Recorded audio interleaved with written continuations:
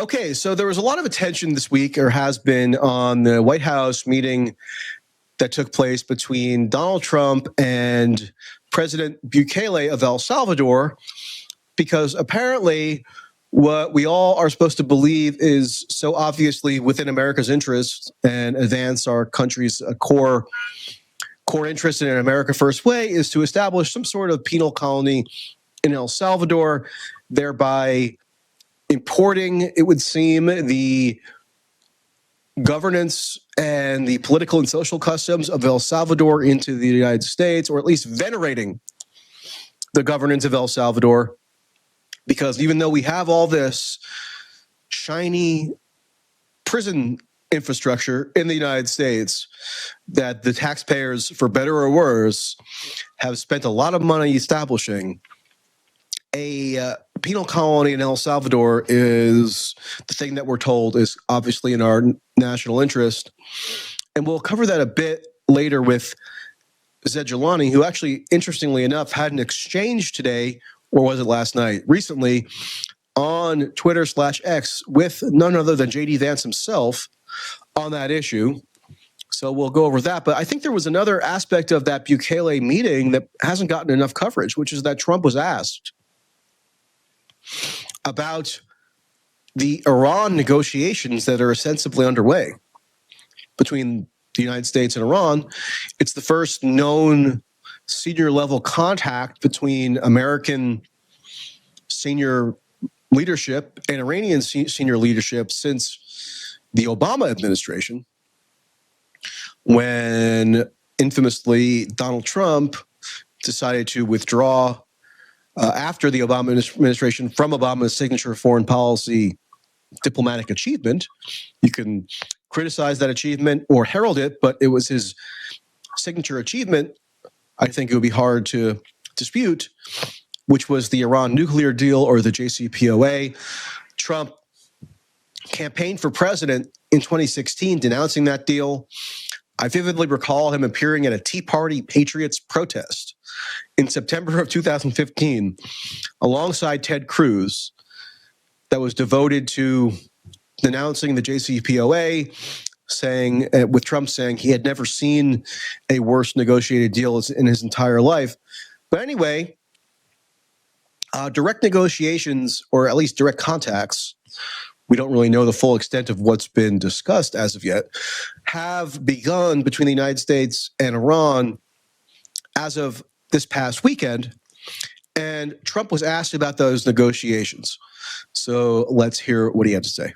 Yeah, you said yesterday that you're making a decision on Iran very quickly. Yeah. What do you mean by that? Is that a decision to strike Iran? Or? Their problem very quickly. Iran wants to deal with us, but they don't know how.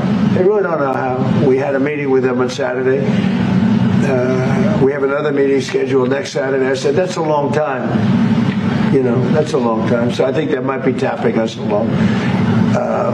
But Iran has to get rid of the concept of a nuclear weapon. They cannot have a nuclear weapon. He can't have a nuclear weapon. Nobody can have it. We can't have anybody having nuclear weapons, you know? We can't have nuclear weapons. And I think they're tapping us along because we're so used to dealing with stupid people in this country. And I had Iran perfect. You had no attacks. You would have never had October 7th in Israel, the attack by Hamas. Because Iran was broke. They were stone cold broke when I was president. And I don't want to do it. I want them to be a rich, great nation. The only thing is, one thing, simple. It's really simple. They can't have a nuclear weapon. And they got to go fast because they're fairly close to having one. And they're not going to have one. And if we have to do something very harsh, we'll do it. And I'm not doing it for us. I'm doing it for the world. And these are radicalized people, and they cannot have a nuclear weapon. Does that include a potential strike on Iranian nuclear facilities? Of course it does. Okay, so that's Trump being asked, is he contemplating, or does the outcome envisioned here include a strike on Iranian nuclear facilities? And Trump says, of course it does. Now, Trump has been becoming more and more brazen with these overt threats against Iran, particularly since March 30th, when he decided to place a phone call to Kristen Welker of NBC News, the host of Meet the Press, and tell Kristen Welker that if Iran does not submit to a deal that is satisfactory to the United States, there will be bombing, like the movie There Will Be Blood. Remember that? It will be bombing the likes of which they have never seen before. That's what Trump called up Kristen Welker of NBC News and told her in a phone interview. Now, there could be an extent to which people are inured by this, because Trump says a million things every day. Some are deliberately incendiary, some are sarcastic, some is trolling, some may be earnest. Who knows? We can never quite settle on what the proportion is here in terms of how we're supposed to interpret the endless cacophony of Trump remarks on a given day. But it is really worth noting that presidents hadn't tended to come out and publicly threaten Iran that they will be bombed in a time-bound period if they don't capitulate to U.S. demands. You have had previous presidents, including Obama, say stuff to the effect of all options are on the table with respect to Iran. But it was seen as so obviously bellicose and so obviously impermissible diplomatically to come out and just blatantly threaten to bomb Iran. Why? Because in the case of Obama, if there was some potential diplomatic arrangement in the offing, which Obama subsequently did attain in 2015, then running around threatening to bomb Iran might be an impediment to achieving that, because it could cast aspersion, grave aspersion, on the intentions of the United States in its attempt to interact with Iran. So I actually went and asked a bunch of, or a handful of people who are Iran kind of policy experts who are involved with Iran policy professionally, know the history of Iran and U.S. relations really well. And I asked them, is there a precedent of a U.S. president cavalierly coming out and just saying there will be bombing of Iran if X, Y, and Z doesn't happen? And they say no.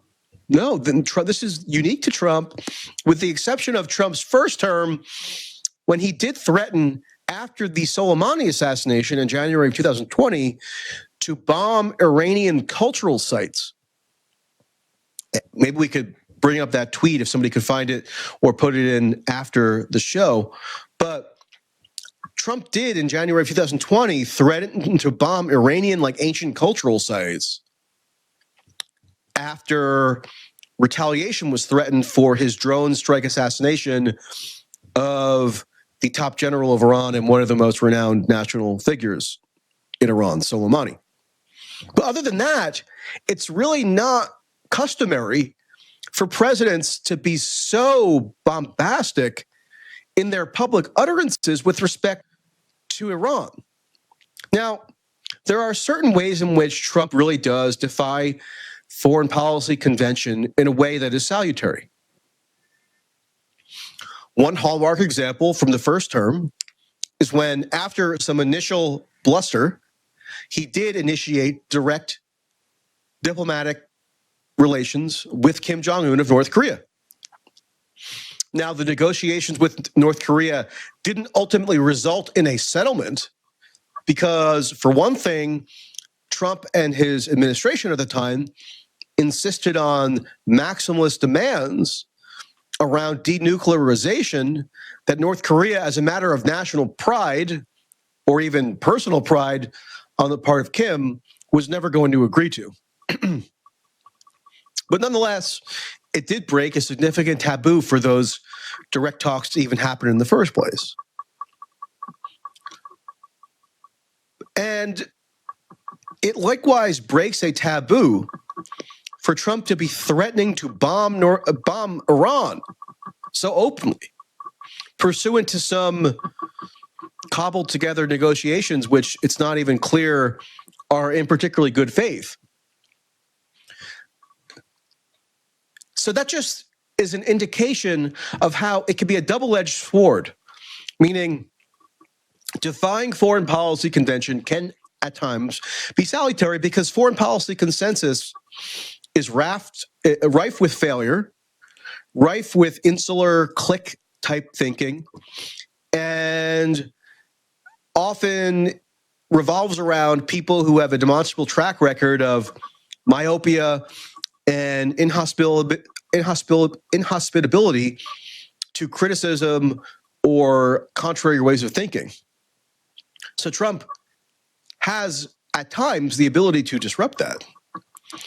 But the double-edged sword is he could also say he's defying foreign policy convention because it hadn't previously been conventional to just be openly threatening to bomb Iran, as he's doing now repeatedly, in hopes, apparently, presumably that it could result in some diplomatic settlement because Iran is just going to be so bludgeoned into submission that they're going to agree to maximalist demands imposed by Trump.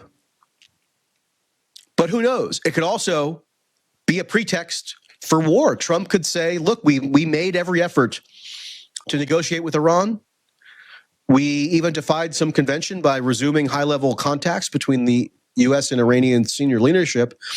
But they were so obstinate that we had no choice but to launch this bombing campaign with Israel that we've been threatening for weeks. And actually, even in the 2024 campaign, Trump threatened it publicly then. So let's take a look at what Steve Witkoff, who is becoming an all-purpose Trump envoy, initially focused on the Middle East, and that is still his official title, but he's also leading negotiations with Putin in Russia. But he was on Sean Hannity's show on April 14th, and he was asked by Sean Hannity about these ongoing negotiations. Now, there's an undercurrent of humor here because Sean Hannity would have blown a gasket in any other circumstance in which a senior U.S. official was trying to justify the utility of directly engaging with Iran. Namely, during the Obama administration, I can vividly recall Sean Hannity thinking that even the mere fact of talking to Iranian senior leadership was an abandonment of core American values or whatnot, and giving credence to this Islamic terrorist regime or what have you. But nonetheless, of course, in the presence of Witkoff, he has to remain cordial. But anyway, Steve Witkoff here gives some details as to what the conditions might be to obtain a settlement with Iran. So let's take a look at that.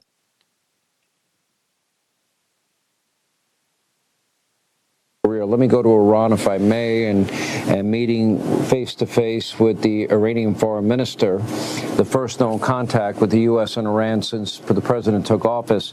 The same question, but a different context.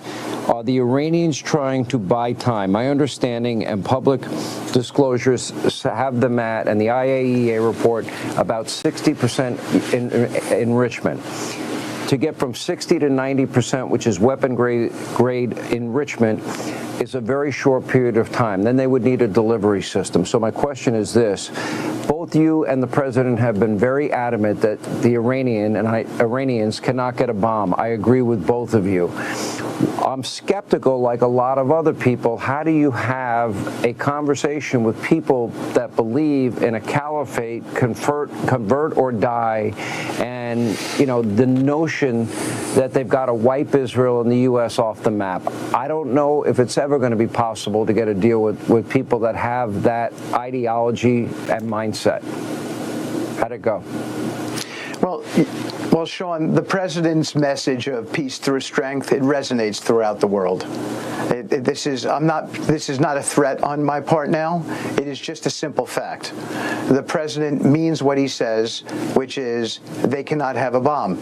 The conversation with the Iranians will be much about two critical points. One, enrichment. As you mentioned, they do not need to enrich past 3.67%. In some circumstances, they're at 60%. In other circumstances, 20%. That cannot be. And you do not need to run, as they claim, a civil nuclear program where you're enriching past 3.67%. So this is going to be much about verification on the enrichment program, and then ultimately verification on weaponization. That includes missiles, the type of missiles that they have stockpiled there, and it includes the trigger for a bomb. And I think we're here to have, as the president indicated, and I take my direction from him every day that I go to work, we're here to see if we can solve this situation diplomatically and with dialogue. The first meeting was positive, constructive, compelling. I'm a trust but verify guy. Would it include, Steve, anywhere, any place, anytime, U.S. inspectors, not UN inspectors? That would have to be critical. I don't trust the UN. I don't think you do either. No, look, the devil, as you know, we've talked about this, the devil will be in the details of the document, and hopefully we'll have that high-quality problem of getting a document drafted. But verification will be the key point that undergirds this agreement if we're fortunate enough to get there. Okay, so that was interesting because Witkoff says the issue would be that Iran couldn't enrich its uranium in its civilian use nuclear program above 3.67%. And why that appearance from Witkoff sends Iran hawks sputtering with rage is because that's the exact threshold which the JCPOA negotiated under Obama, which Trump then withdrew from on the grounds of it being a woefully inadequate deal that empowered the Islamic terrorist regime, et cetera. 3.67% was the uranium threshold that Iran was permitted per the terms of that deal to remain at.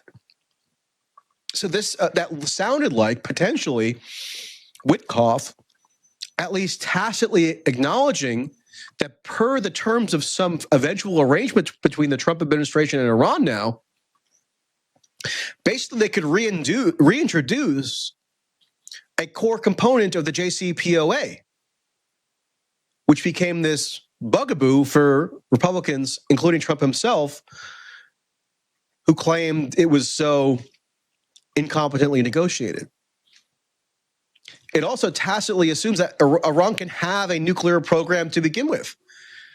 Others in the administration, like Mike Waltz, many Republicans in Congress, are adamant that Iran must not be permitted to have any nuclear program whatever, because they will always lie, cheat, and steal and evade inspection.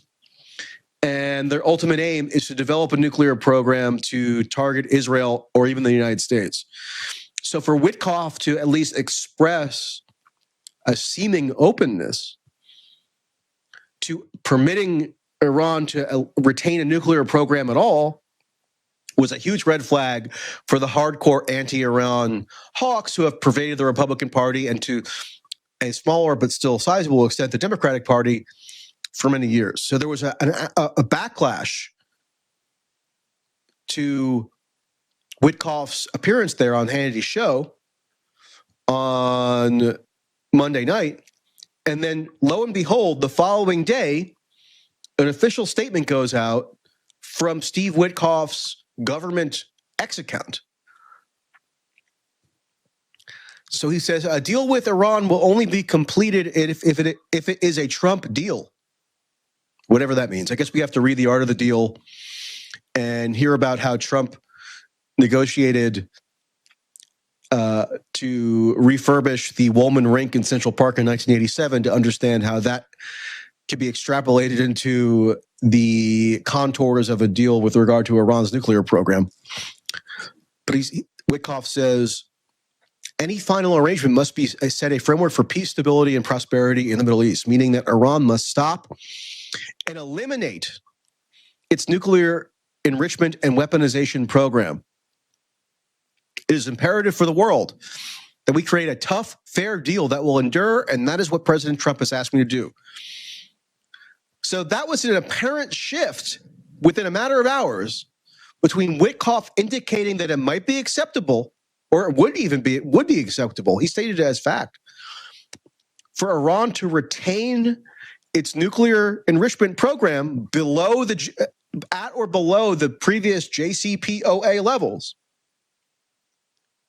Then there was this flood of fury from the usual suspects who have always craved a war with Iran, who are hardcore Israel hawks. And obviously toppling the Iranian government is like the fever dream of Netanyahu in particular, but also much of the Israeli political culture writ large. And then after that backlash, Witkoff comes out and issues that statement in which he ups the ante, it would seem, and says that, nope, never mind. Iran must eliminate its nuclear enrichment weapons and weaponization program entirely. Now, as Witkoff said in that video, the devil is always in the details, so there's always a way to lawyer you out of some of the wording of these things.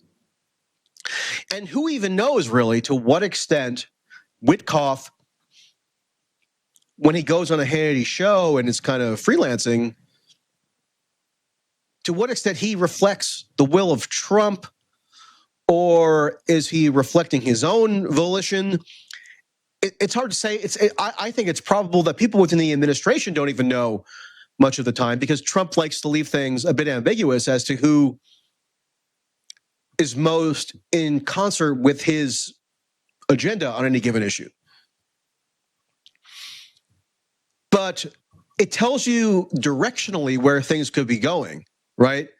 The administration rushes to clarify a potentially conciliatory statement from Witkoff, and then as a matter of official policy, has him put out a maximalist demand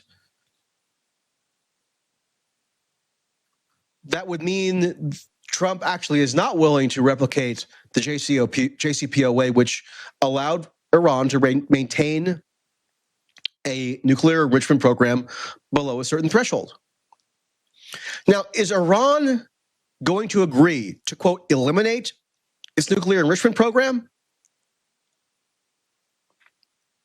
Anybody who knows anything about Iran, and I've never been there, I'll admit that, but there seems to be almost universal consensus, even among pro-Iran hawks, anti-war people, etc., that the idea of Iran agreeing to totally dismantle or, quote, eliminate its nuclear enrichment program is a complete non-starter. Again, it's a matter of national pride. But this is the rhetoric that is in keeping with what Netanyahu said last week. And Glenn, I believe, covered this on the show. I certainly covered it, which is Netanyahu reported after he met with Trump on Monday of last week that they jointly agreed that diplomacy could be feasible with Iran, but it would have to culminate in what Netanyahu said would be a Libyan model, whereby Iran, for some unknown reason, would agree to, under U.S. supervision, dismantle or even blow up, to quote Netanyahu, their own nuclear program at the behest of the U.S. and Israel. Now, it's true that Iran has been weakened considerably over the past year and a half. They even lack the state capacity to prevent their president from dying in a helicopter crash in inclement weather. So it's not like Iran necessarily is the most formidable foe of the United States that the U.S. could ever have. But it's still a big country. There is like an ancient culture, an ancient Persian culture that could be drawn upon, you would think, that would maybe make it politically untenable for Iran to just become subservient to the U.S. in this way. And so you have to wonder, are these negotiations a pretext to make way for what seems to be a building clamor for a war with Iran? Thanks for watching this clip from System Update, our live show that airs every Monday through Friday at 7 p.m. Eastern, exclusively on Rumble. You can catch the full nightly shows live or view the backlog of episodes for free on our Rumble page. You can also find full episodes the morning after they air across all major podcasting platforms, including Spotify and Apple. All the information you need is linked below. We hope to see you there.